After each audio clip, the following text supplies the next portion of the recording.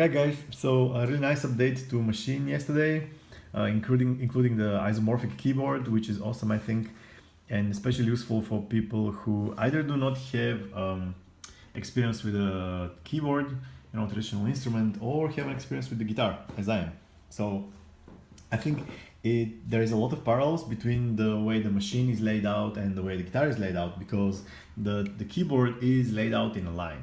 All the notes are there in one line from one end to the other one, while in the Maschine you have a grid, and the rows and columns of the Machine's buttons are much more like the guitar's strings and frets, which also form a grid.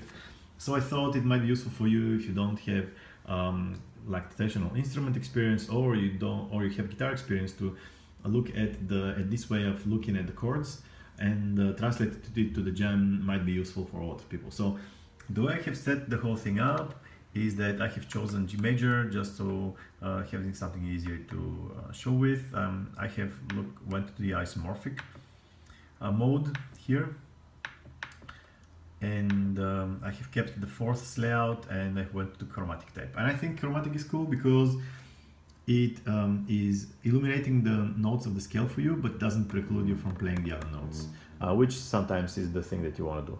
I think it's better to learn in this way. It's much more versatile. So chords are built from triads, and there's two types of triads. One of them is the major one, which is basically for half notes. Half note is just this distance between the neighboring buttons on the Maschine, or between the neighboring keys on the keyboard here, or between the neighboring frets on the guitar. So 4 of these are major triad, and 3 of these are minor triad. So this is, the major one, and this is the minor one.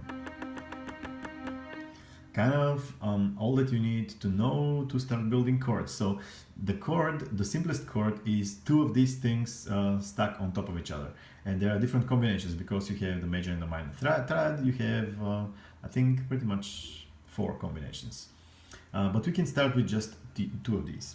So if I put in the major triad first, and then I put in the minor triad from where I have gotten to. So major triad here, and then minor triad here. This is a major chord. Now, if I go the other way around, first put in the minor triad, and then on top of it the major triad, this is a minor chord.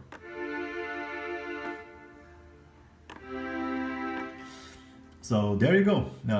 These are like your most basic chords. So the next interesting thing is to know is that on each step of the scale you can build a chord, and there are specific chords that are built on each step of the scale. So let's start with this one here, so you can see. Okay, so I have this guy here, and then if I go to the next step of the scale, like the next illuminated button, you can see that if I just go up in the triads and see what buttons are illuminated, you see that it fits with the minor chord.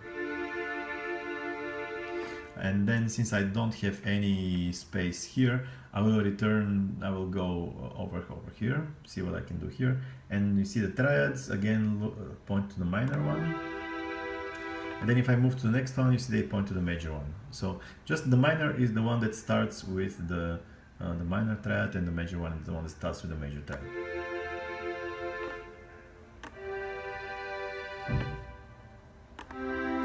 So you see already this is a harmony.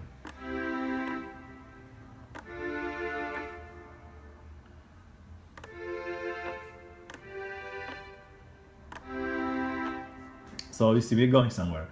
Now the crucial thing to see is that because of the whole thing being a grid, there is more than one place to play a triad. So if I go here, I think it's a bad place to show it, but if I go here and I play this, you can see that besides this thing being illuminated, this thing is also illuminated. And this is the same as this, which means that one way of playing the chord would be this. Another way to play the chord would be to have the major triad here, but then the minor triad stay on the same row and play the three half tones distance, which means they can play the chord like this. This is the same as this. Sorry, as this.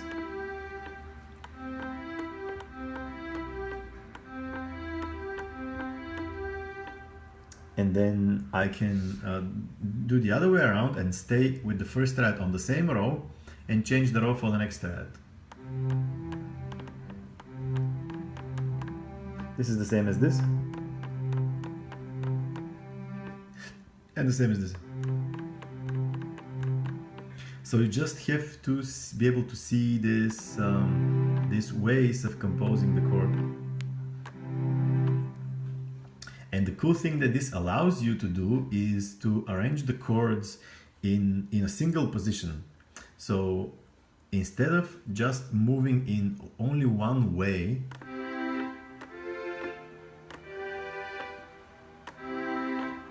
you can move in a much more interesting pattern. So you can start like this, but then you see that the fifth here, you have the fifth here degree. You see that the octave, which is the distance between the buttons with the same color, is basically across a row and across a column. So this is the same note as this one, just because they're both illuminated, but you can do the same thing for any of the other notes, and you can move it down an octave, you know, like for any of these. So because I know the fifth is here, I can also see that the fifth is also here. And you can see there it goes just below the white button. So crucial thing to remember, your fifth is just below your root. So the white notes or the notes that the chord starts on are called root.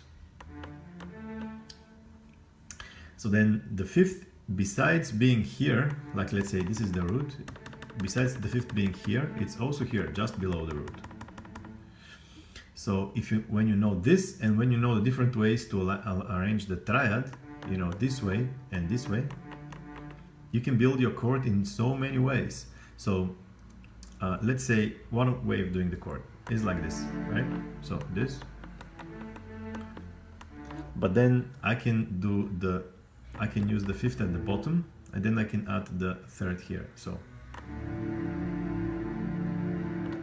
I can also use the fifth at the bottom and add the third here. This sounds the same, right? The big benefit of this is that you can play all the different chords from the scale by staying in the same position. So the C is here. Then the second one, the chord on the second degree can be here. The chord on the fourth can be here. On the fifth can be here. And again, the white one can be here. So this sounds much more, you know, interesting. It's called voice leading, but a more interesting shift in like changing of the chords than just having everything in the same shape. Also, it allows you to lead your harmony, to arrange your harmony in the way that you desire, you know, instead of just one fixed way. So again,